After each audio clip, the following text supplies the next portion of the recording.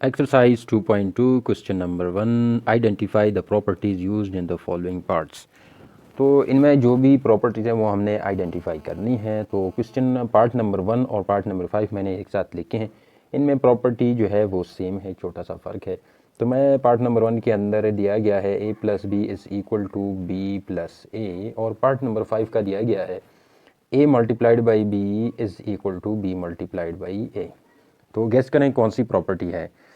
तो मैं अगर लिखूं कि ये है कॉम्यूटेटिव प्रॉपर्टी, इसको कहते हैं कौन सी प्रॉपर्टी है, ये हमारे पास है कॉम्यूटेटिव प्रॉपर्टी। कॉम्यूटेटिव प्रॉपर्टी, लेकिन दोनों में छोटा सा फ़र्क क्या है, अगर हम देख लें तो यहाँ पे एडिशन है, तो ये हम कह सकते हैं कि ये है commutative property with respect to addition, और ये हमारे पास कॉम्यूटेटिव प्रॉपर्टी है विद रिस्पेक्ट टू मल्टीप्लिकेशन। तो ये हो गए कॉम्यूटेटिव प्रॉपर्टीज़। नंबर 3 के अंदर दिया गया है कि a multiplied by B multiplied by C is equal to a multiplied by B multiplied by C.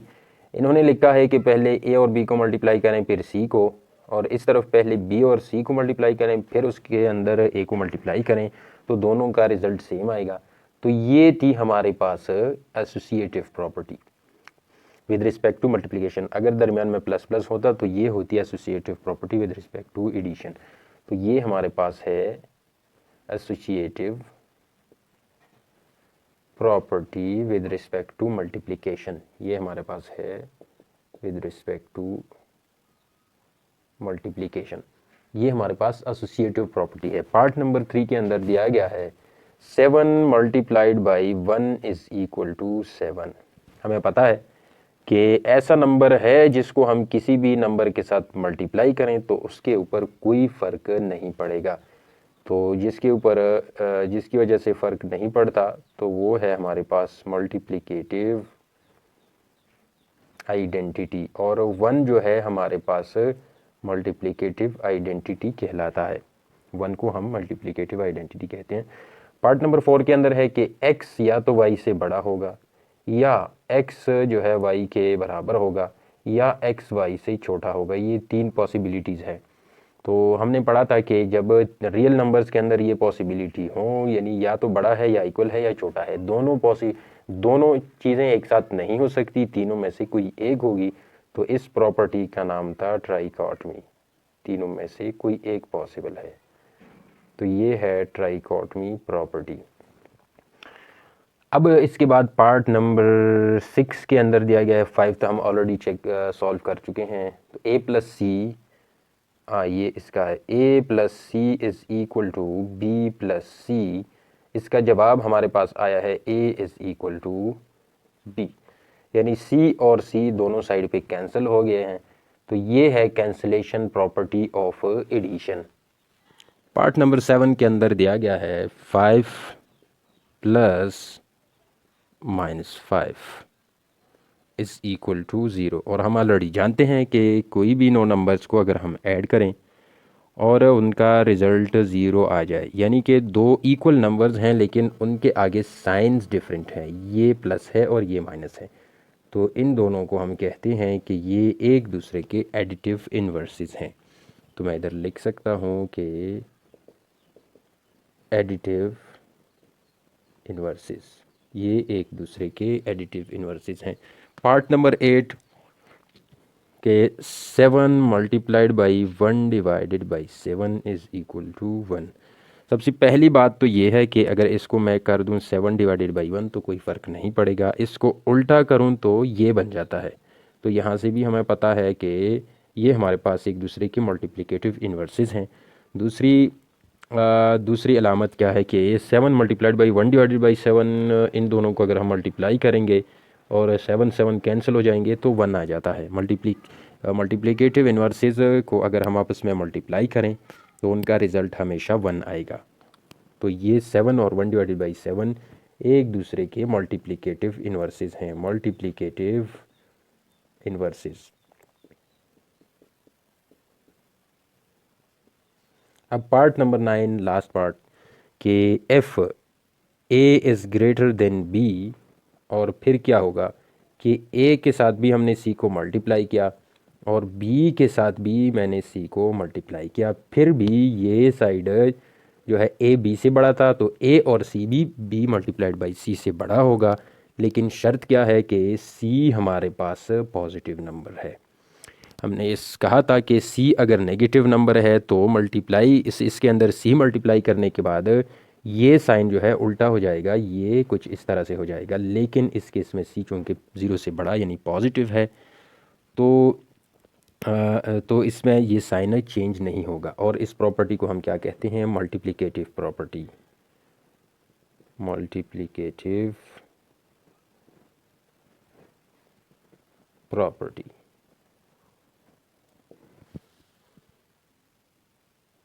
Question number 2 के अंदर क्वेश्चन दिया गया है हमें कि इसमें कौन सी रियल नंबर में से कौन सी प्रॉपर्टी यूज़ हुई है। तो पहले क्वेश्चन दिया गया है कि 3x प्लस 3 माइनस x, इसके अंदर कौन सी प्रॉपर्टी यूज़ हुई है। तो पहले इसको हम सॉल्व करते हुए देख लेते हैं कि कौन कौन सी प्रॉपर्टी कहाँ कहाँ पे आ सकती है। तो मैं अगर इसको सॉल्व करूँगा तो ये 3 जो है पहले y के साथ मल्टीप्लाई होगा, फिर 3x के साथ मल्टीप्लाई होगा, तो ये बन जाएगा 3y माइनस 3x। तो ये कौन सी प्रॉपर्टी की वजह से ये आंसर हमारे पास आ गया है, हर स्टेप में कौन सी प्रॉपर्टी यूज़ हो रही है। तो ये है हमारे पास distributive property of multiplication over subtraction. ये हमारे पास है डिस्ट्रीब्यूटिव प्रॉपर्टी ऑफ मल्टीप्लिकेशन और सब्ट्रैक्शन।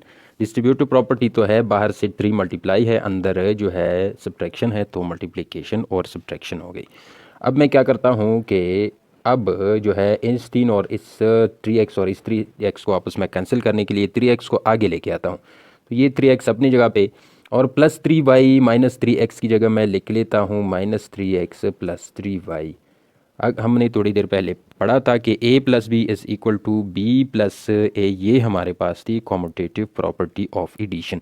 जैसे कि हमने इन दोनों को आगे पीछे किया, कोई फ़र्क नहीं पड़ा, तो ये हमारे पास हो गई इस स्टेप में। ये किस वजह से आ गया? कॉम्यूटेटिव प्रॉपर्टी की वजह से। तो ये हमारे पास है कॉम्यूटेटिव प्रॉपर्टी ऑफ एडिशन, ये हमारे पास कॉम्यूटेटिव प्रॉपर्टी है। अब अगला स्टेप करते हैं। अगले स्टेप में क्या आएगा कि प्लस 3x माइनस 3x आपस में कैंसिल हो जाएंगे और 0 आ जाएगा, और ये प्लस 3y अपनी जगह पे रहेगा।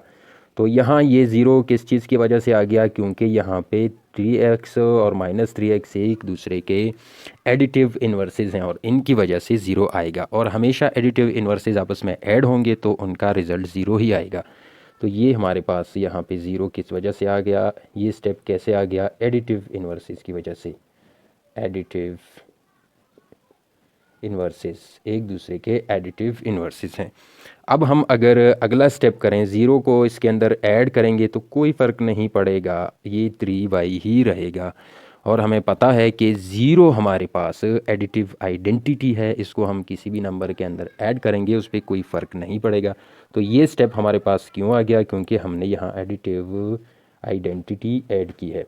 तो ये हमारे पास स्टेप क्यों आ गया? एडिटिव आइडेंटिटी की वजह से। Additive identity. तो ये क्वेश्चन नंबर 2 इसके साथ ख़त्म हो गया।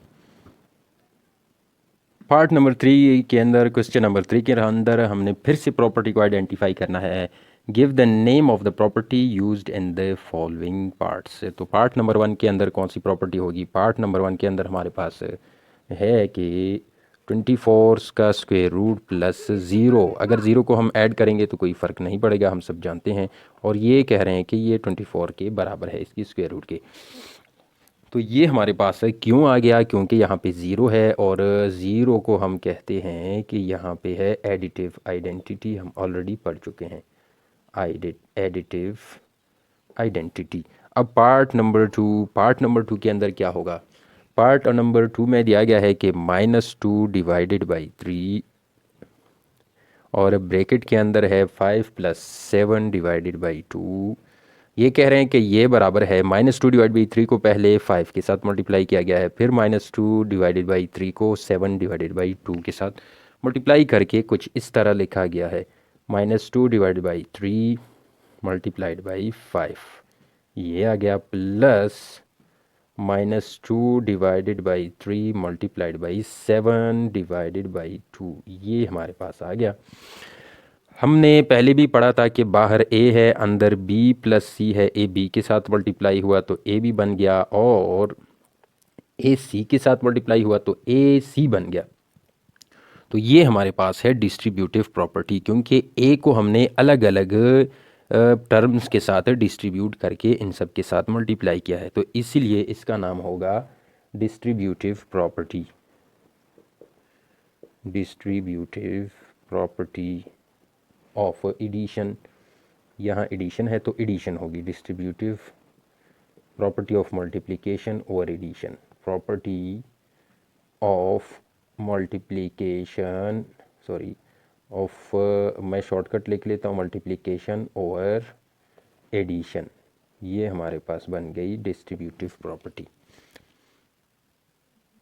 पार्ट नंबर 3 के अंदर क्या दिया गया है? पार्ट नंबर 3 हमारे पास है, सॉरी इसको थोड़ा ठीक कर दूँ, पार्ट नंबर 3 है pi plus negative of pi is equal to 0।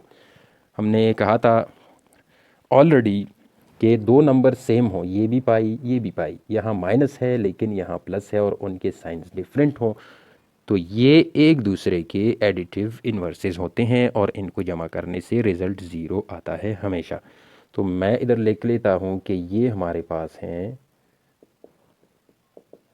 Additive inverses, एक दूसरे के एडिटिव इन्वर्सेस हैं। और पार्ट नंबर 4 और 5 के अंदर क्या है? पार्ट नंबर 4 को पहले सॉल्व करते हैं। पार्ट नंबर 4 के अंदर दिया गया है कि अगर 3 square root multiplied by 3 square root is a real number, तो ये कौन सी प्रॉपर्टी है? तो चलो हम सॉल्व करके देख लेते हैं। 3 का स्क्वायर रूट मल्टीप्लाइड बाई 3 का स्क्वायर रूट, ये आएगा, sorry 3 square root whole square, ये आ गया स्क्वायर और स्क्वायर रूट कट गए, 3 हमारे पास आ गया आंसर, जो कि 3 is also a real number, is also a real number, ये भी रियल नंबर, और इनको हम ऐड या मल्टीप्लाई करेंगे, ये भी हमारे पास रियल नंबर है, वो भी रियल नंबर था और ये भी रियल नंबर ही है। तो इस प्रॉपर्टी को हम कहते हैं क्लोजर प्रॉपर्टी ऑफ मल्टीप्लिकेशन या with respect to multiplication, closure property with respect to multiplication। Part number 5 के अंदर, पार्ट नंबर 5 इसके अंदर दिया गया है, पार्ट नंबर 5 में क्या है? -5 divided by 8 whole multiplied by -8 divided by 5 is equal to 1। सबसे पहली बात कि मल्टीप्लाई करने से, इनको मल्टीप्लाई करने से रिज़ल्ट 1 आ गया है, और दूसरी बात यह है कि अगर हम देख लें 5 डिवाइड बाई 8 को उल्टा करके इन्वर्स करके 8 डिवाइड बाई 5 बनाया गया है, तो यहाँ से भी पता चल रहा जाता है कि ये और ये एक दूसरे के मल्टीप्लिकेटिव इन्वर्सेस हैं। तो मल्टीप्लिकेटिव इन्वर्सेस को अगर मल्टीप्लाई किया जाए तो उनका रिज़ल्ट हमेशा से हमेशा 1 ही आएगा। तो मैं इधर लिख लेता हूँ कि -5 डिवाइडेड बाई 8 और -8 डिवाइडेड बाई 5 एक दूसरे के मल्टीप्लिकेटिव इन्वर्सेस हैं। मल्टीप्लिकेटिव इन्वर्सेस सिर्फ यही नहीं को इन्वर्सेस, अगर a है तो इसका multiplicative inverse 1 divided by a हो जाएगा, और अगर 1 डिवाइडेड बाई a है तो इसका मल्टीप्लिकेटिव इन्वर्स a हो जाएगी, यानी ये एक दूसरे के मल्टीप्लिकेटिव इन्वर्सेस हैं। और अगर हमारे पास सिर्फ 5 है तो इसका मल्टीप्लिकेटिव इन्वर्स 1 डिवाइडेड बाई 5 होगा, और अगर 1 डिवाइडेड बाई 5 है तो उसका मल्टीप्लिकेटिव इन्वर्स 5 होगा। और अगर 5 इन्वर्स दिया गया है तो ये 5 का मल्टीप्लिकेटिव इन्वर्स है और 5 इसका मल्टीप्लिकेटिव इन्वर्स है। तो 5 इन्वर्स या 1 डिवाइडेड बाई 5 आपस में इक्वल हैं, एक ही बात है। 1 divided by 5 is equal to 5 inverse, या 1 divided by 4 is equal to 4 का इन्वर्स, यानी पावर में -1 आ जाए। या 3 इन्वर्स का मल्टीप्लिकेटिव इन्वर्स क्या होगा? मैं कह रहा हूँ इसका मल्टीप्लिकेटिव इन्वर्स 3 होगा, क्योंकि 3 इन्वर्स हमारे पास ये बराबर होता है 1 डिवाइडेड बाई 3, और 1 डिवाइडेड बाई 3 का मल्टीप्लिकेटिव इन्वर्स लेने के लिए हम इसको उल्टा करेंगे तो ये बन जाएगा 3 डिवाइडेड बाई 1, और 3 डिवाइडेड बाई 1 की जगह सिंपली हम 3 लिख सकते हैं।